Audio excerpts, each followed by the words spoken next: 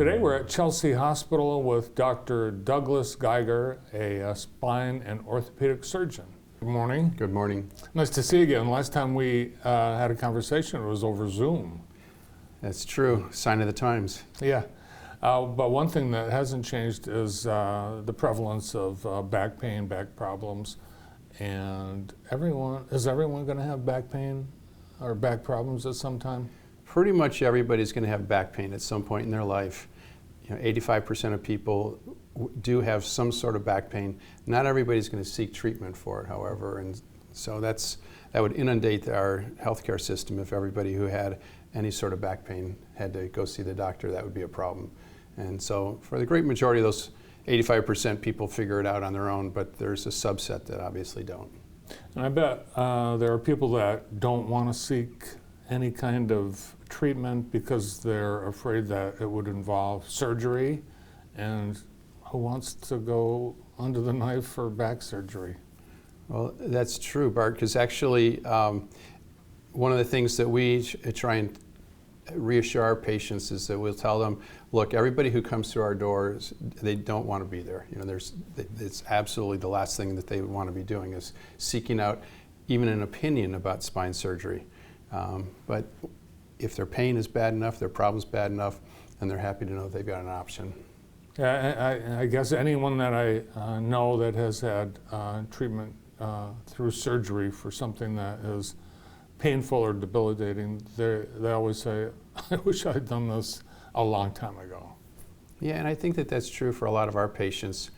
I'm very accustomed to hearing patients who have had a hip or a knee replacement done who come to us with their back troubles and they say, yeah, I wish I hadn't waited so long to fix my hip or my knee.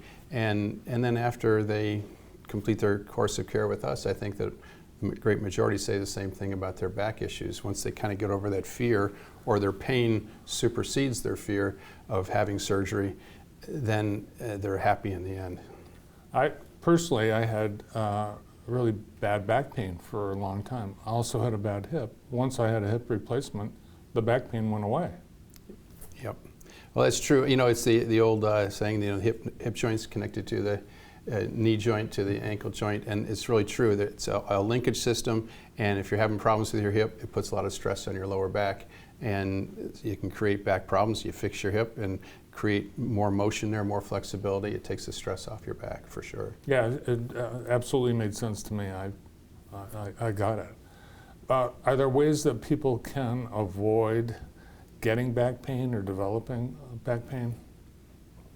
I think that there are a group of patients who can avoid that, and those would be the people that either develop back pain through their occupation or through poor fitness.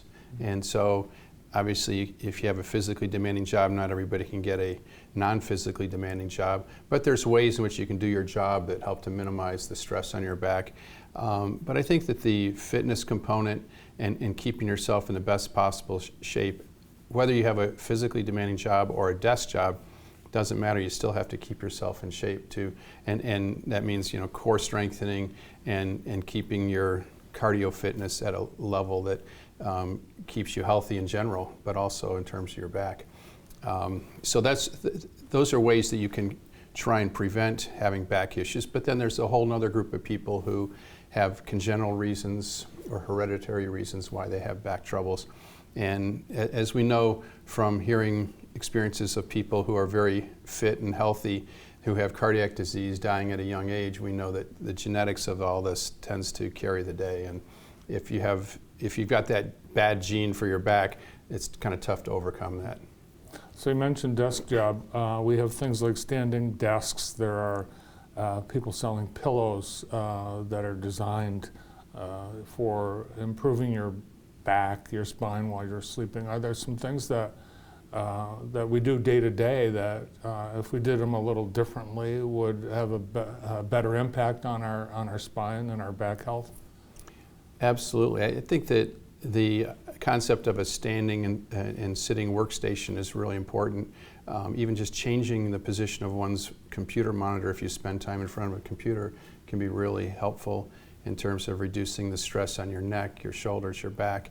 And so I think that's been and I think most companies now are very good about accommodating their employees' requests for that kind of equipment, because it just makes sense. And if they want you at work versus paying for you to be off work on workman's comp, then it makes great sense. So yeah, there's a lot of other adaptive things in lumbar support pillows, or steps to stand on when you are standing, things like that. There's lots of ways to try and reduce the stress on the low back.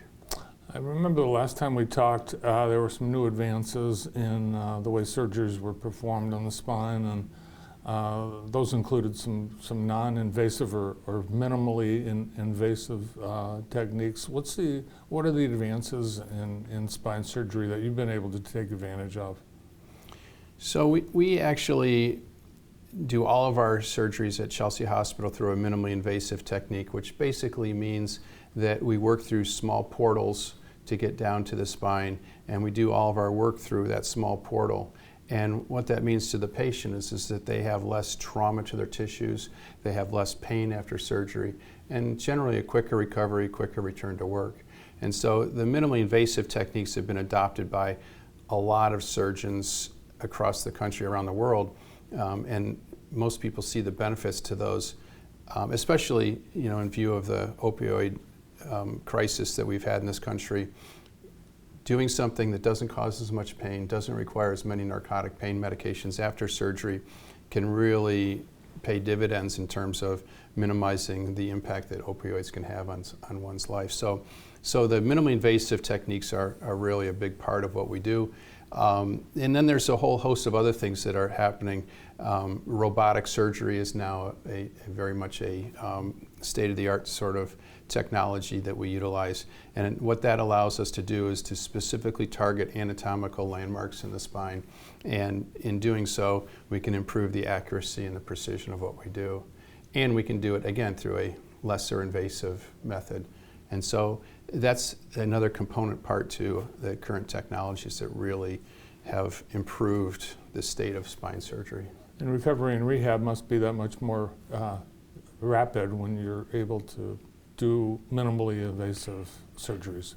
Absolutely. I think that I've been doing this work now for nearly 30 years, and I can tell you that the kind of feedback I got from my patients early on in my career versus now, it's not infrequent to hear them say, "Wow, why didn't you do my first surgery like this one, which is so much easier?" And it's like, well, we didn't really have the technology back then, so we couldn't pull it off. But so I do think that the state of spine surgery is evolving and growing, and I think we are getting better. We're not just doing different things. I think we're actually doing things that directly benefit our patients, and obviously that is a huge benefit to everybody.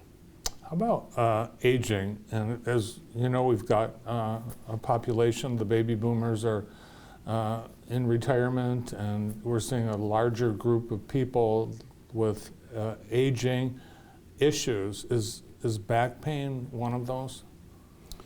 Well, it certainly can be, and I think that there's a lot of components to aging that we all have to come to grips with, and we know that especially in women, they lose bone mass over time, and so osteoporosis can play a role, and if they develop osteoporosis to a certain level, they can develop compression fractures in their spine. That's a really common problem, and for the most part, it's preventable by keeping up with one's bone metabolism, if you will, to try and avoid that. Another big one is muscle mass, and we know that over time both men and women will lose muscle mass, and that puts them at risk for problems and puts them at risk for poor posture and for other injuries. And so keeping up a certain degree of fitness and maintaining your muscle mass is very important, because we know over time you're going to lose that.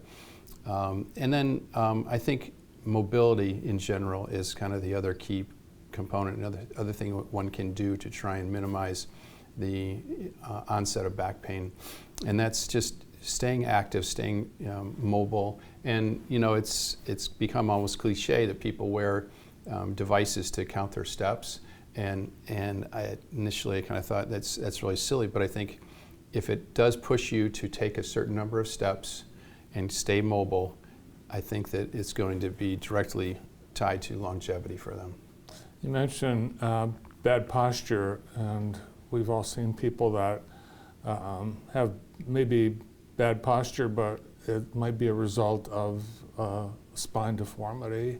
Are there things that you can do that can fix deformities that cause people to bend over or to hold themselves in such a way to avoid pain? There are, and I think that it just depends upon when you see that person in the course of their disease, so to speak, meaning that if you're going to fix a deformity in an adult in the spine, you have to kind of catch it early. And because the surgeries are big, they're complex, there's lots of ways for things to go wrong.